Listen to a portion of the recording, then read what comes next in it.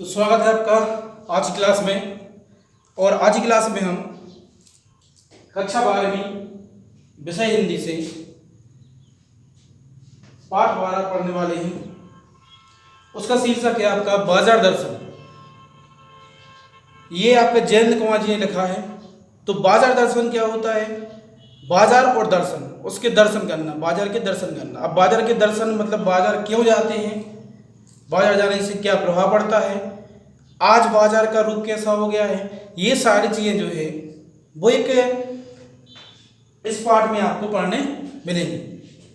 तो इस पाठ को हम शुरू करने के पहले देख लेते हैं कि जो हमारे जयंत कुमार जी हैं, जयंत कुमार जी आधुनिक काल के कवि हैं और साथ में कवि के बारे में और आधुनिक काल क्या होता है, हिंदी साहित्य का जब हम इतिहास पढ़ेंगे, हिंदी साहित्य के इतिहास, उसकी प्रमुख उसके विभाग जो होते हैं वो सारी चीज़ें पढ़ेंगे, तब हम उसमें देखेंगे कि हिंदी साहित्य क्या होता है, हिंदी साहित्य का इतिहास क्या है, कौन कौन से कवि किस धारा में या किस भाग में हैं, ये सारी चीज़ें पढ़ेंगे। तो जयंत कुमार जो है उनका जन्म 1905 में हुआ था और उनका देहांत 1990 में हुआ। ठीक है। अब बाजार दर्शन जो है एक इन्होंने ये पाठ लिखा। इस पाठ में बाजार के बारे में, बाजार की आवश्यकता, हमारी कौन सी वस्तु की आवश्यकता में है, कौन सी वस्तु की आवश्यकता नहीं है, ये सारी चीज़ें जो है आपको इस पाठ के माध्यम से पढ़ने मिलेंगी। ठीक है। तो इस पाठ के माध्यम से देखते हैं कि सबसे पहले ये देखते हैं कि बाजार दर्शन में बाजार की चमक धमक के बारे में इस पाठ में बताया है कि बाजार में क्या चमक धमक होती है। चमक धमक से मतलब जी कि नई नई चीज़ें, नई नई वस्तुएं ऐसी होती हैं कि जो आपको लुभाने का काम करती हैं। यदि आपको बाजार से कुछ नहीं लाना है, उसके बाद भी आपको वो लुभाने का काम करती हैं कि आपको लुभाएंगी और आपको बाजार एक चुंबकीय काम करता है, वो आपको आकर्षित करता है, बुलाता है कि हमारे यहाँ पर आओ और बहुत सारी वस्तुएं खरीदो जो आपकी आवश्यकता की हैं, हो या ना हो। बाजार में जाएं तो अपनी आवश्यकताएं भली भांति समझ कर जाएं, ये आपको कवि ने इस पाठ के माध्यम से समझाया है। अगर बाजार में जाएं तो अपनी आवश्यकताओं की चीज़ें भली भांति उसको समझ लें, कौन कौन सी चीज़ें हमें चाहिए है, कौन कौन चीज़ें हम जाने के लिए बाजार जाते हैं। तो ये सारी चीज़ें जो हैं इनको समझ कर ही जाएं। अगर इनको नहीं समझ कर जाते हैं तो वहाँ पर लेने कुछ जाओगे और लेकर कुछ आ जाओगे। और अगर खाली हाथ जाते हैं तो बाजार में ऐसी चीज़ें होती हैं, ऐसी बहुत सारी वस्तुएं होती हैं जो आपको पहले से पता नहीं थे कि हमें चाहिए, पर वहाँ जाकर देखने से आप बाजार से वो चीज़ें खरीद कर ले आते हैं। ठीक है। तो वो सारी चीज़ें खरीद कर लाते हैं। तो ये इसमें बताया गया है। ठीक है। अब इसका सारांश देखते हैं, कि सार क्या है इसकी। तो कहानी जो है शॉर्ट में देखते हैं और विस्तृत कहानी के लिए आप इसके जो 12वीं कक्षा की पुस्तक रहेगी उसमें आप उसको पढ़ सकते हैं। तो इसके हम देखते हैं सारांश। इसमें क्या रहता है कि दो दोस्त रहते हैं जो अपने परिवार के साथ बाजार में जाते हैं।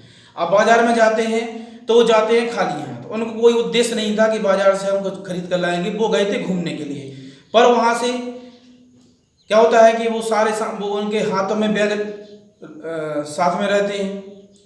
अब उनका जो और मित्र मिलता है वो उससे उनसी बातें होती हैं कि क्यों भाई तुम बाजार गए थे घूमने के लिए, वहाँ से इतनी सारी चीज़ें लेकर आए हो। तो अपना दोस्त जो है वे अपने परिवार वालों पर या पत्नी पर मरते हैं कि पत्नी साथ में है तो ये उनको पैसे खर्च करना, बाजार की सामान खरीदना अच्छा लगता है, इस वजह से लेना पड़ा। तो ये सारी चीज़ें जो हैं उनके बीच में होती हैं। बताता है कि हमें बाजार जाने का शौक़ नहीं था, खरीदने का शौक़ नहीं था, पर वहाँ की बाजार की चमक ऐसी है, बाजार का प्रभाव ऐसा है, चुंबकीय है कि वो हमें खींचता है। तो इनके बातें जो दोस्त से करता है वो भी उन पर कटाक्ष करता है कि क्या वो तुम्हें बुलाता है, क्या उठाकर ले जाता है बाजार के अंदर, क्या कहता है कि पैसे निकालो जेब से और उसको दे दो।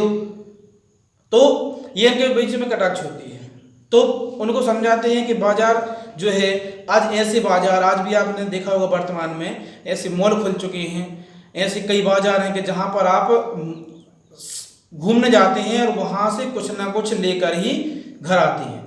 क्योंकि बाजार वाले भी वही काम कर रहे हैं कि आपको देखते हैं कि आप कौन सी चीज़ें उन पर उनके बाजार से ले सकते हैं, इसी वजह से वे वहाँ पर लुभाने का काम भी करते हैं ताकि बाजार से आप वो सामान खरीद कर ही लाएं।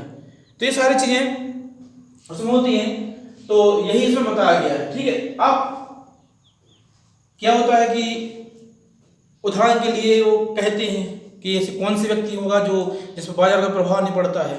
तो बाजार का प्रभाव किस व्यक्ति में नहीं पड़ता है, वो भी अपने दोनों वार्तालाप में मित्र से वार्तालाप करते हैं। तो उसमें बताते हैं कि बाजार जाओ तो मन भरा हुआ हो तभी हम बाजार घूम सकते हैं। अगर मन भरा है तभी हम बाजार का लुत्फ उठा सकते हैं। अगर हम ऐसी स्थिति में जाएंगे बाजार की हमें खरीदना है या कुछ भी है, या नहीं खरीदना है और खरीदना है, नहीं खरीदना है फिर भी खरीद लेते हैं, तो उस चक्कर में क्या होगा, आप बाजार का लुत्फ नहीं उठा सकते, बाजार को घूम नहीं सकते।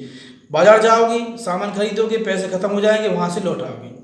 और अगर आपका मन भरा है तो आप बाजार जाओगे, बाजार में जो जो वस्तुएं होती हैं उनको देखोगे, उन वस्तु में जो आपको बहुमूल्य वस्तु समझ में आती है कि ये बहुमूल्य और हमारे ये उपयोगी है और इसकी हमें आवश्यकता है, तो वो खरीद कर लाओगे। जब आपका मन भरा है और मन खाली है तो बाजार में फिर जाना आपका संभव होगा नहीं। जेब खाली, मन अगर खाली है तो जेब भी खाली होगी, फिर आपकी जेब खाली करके पैसे लुटा के आओगे और वो चीज़ें लेकर आओगे जिसकी आपको आवश्यकता भी नहीं है।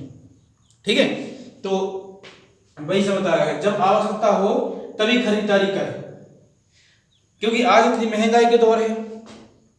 अगर आप आवश्यकता वाली वस्तुएं खरीदते हैं तब भी आपको महंगा पड़ता है, और अनुपयोगी वस्तुएं खरीदेंगे तो आप इस महंगा वाले दौर में कैसे जी सकते हैं, कैसे अपना जीवन यापन कर सकते हैं। तो इसके लिए आपको क्या करना है कि महंगा वाले दौर में आपको आवश्यकताओं की वस्तुएं ही खरीदना है, तभी आप बाजार की सार्थकता समझ पाएंगे।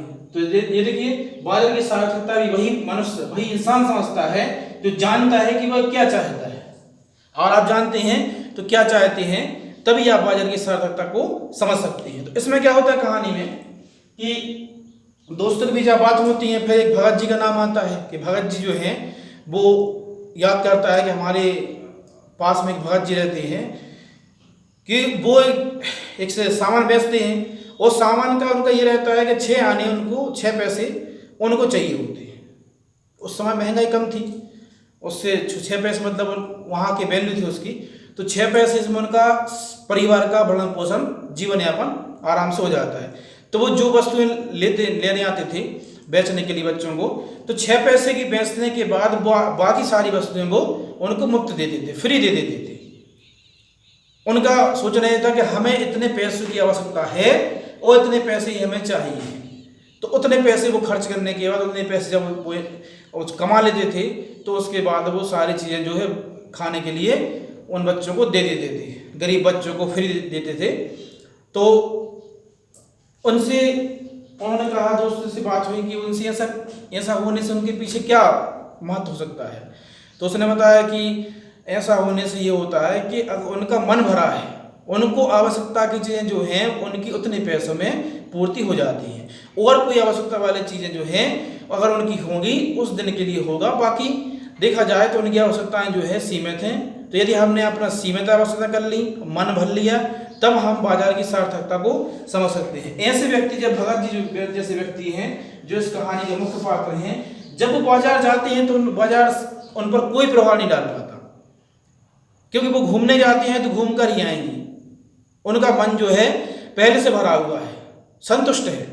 अगर मन संतुष्ट हो, मन भरा हो, तो बाजार का जादू आप पर नहीं चलेगा और आप बाजार जाकर भी वहां घूम कर आएंगे, ना कि कोई वस्तु खरीद कर लाएंगे। तो इस कहानी के माध्यम से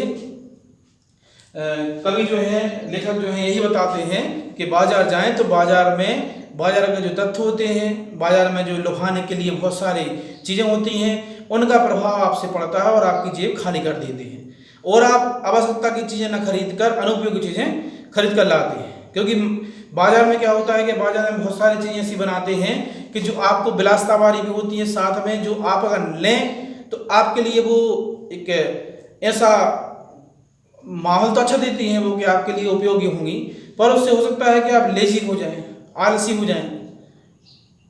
तो बाजार में बहुत सारी चीज़ें मिलती हैं। तो अंत में कहानी, इस पाठ में लेखक जो है ये बताते हैं जयंत कुमार जी कि बाजार में यदि हम जाएं तो बाजार में जाने के लिए हम अपने मन को भरकर ही जाएं, तभी हम बाजार की सार्थकता, बाजार के दर्शन कर सकते हैं और हम समझ सकते हैं कि बाजार में होती बहुत सारी चीज़ें हैं, पर उन चीज़ों की आवश्यकता जिसको ज़्यादा आवश्यकता है वो ही खरीदे, अगर इसकी आवश्यकता नहीं है वो खरीदता है। इसी कारण जो है कहीं ना कहीं देखा जाए तो वो एक जो फैशन का दौर चल रहा है उस फैशन के पीछे भागता रहता है और उस वजह से वो परेशान रहता है। कई लोग जो हैं गरीब लोगों में भी जिनके पास पैसे नहीं हैं तो कर्ज लेकर भी उस फैशन को, इस बाजार को वो दिखावे के चक्कर में कर्ज लेते हैं। कर्ज के साथ साथ वो एक बुराई बनती है, साथ में वो उस कर्ज में डूब जाते हैं और कई घर के सामान ऐसी कुछ चीज़ें भी उसको बेचनी पड़ती हैं। क्यों? क्योंकि वो फैशन में चलता है, वो दिखाऊपन में चलता है। तो बाजार का जो है कि बाजार में अगर आप जाते हैं तो बाजार में मन भरा हो, और ये बाजार से मतलब ये भी है साथ में कि अगर आपका मन भरा है तो आप कहीं जाएं, फैशन हो या कुछ भी हो, आप पर कोई प्रभाव नहीं पड़ता है। और अगर इसका मन नहीं भरा है तो वो भले गरीब रहेगा, भले पैसे उसके पास नहीं रहेंगे तो वो उनकी पूर्ति करता है, भले किसी से पैसे मांग कर उधार लेकर करता है। यही उसके लिए एक खराब हो जाता है, क्योंकि उधार लेकर पैसे करेगा तो कर्ज हो जाता है और उससे आप अनुपयोगी चीज़ें ही खरीदते हो जो उसके लिए कोई उपयोग की नहीं होती। ठीक है, तो उस कहानी में, इस पाठ में आपकी जयंत कुमार जी ने ही बताया है कि बाजार दर्शन क्या होता है। बाजार में अगर हम जाएं तो मन भरा लेकर जाएं ताकि वहाँ हमें घूमने का हम लुत्फ उठा सकें। बहुत सारी चीज़ें होती हैं, बहुत सारे नए नए आश्चर्य होते हैं, नए नए आपको आयाम देखने मिलते हैं, तो वो सारी चीज़ों को देखें, आप उनके लुत्फ उठाएं, उनको समझें। उसके लिए आपको बाजार जाएं तो मन भरा करके ही जाएं। अगर मन खाली रहता है तो आप बाजार का आनंद नहीं ले सकते। ठीक है, तो मैं आशा करता हूँ कि ये वाला चैप्टर आपको समझ में आ गया होगा। तो मिलते हैं अगली क्लास में।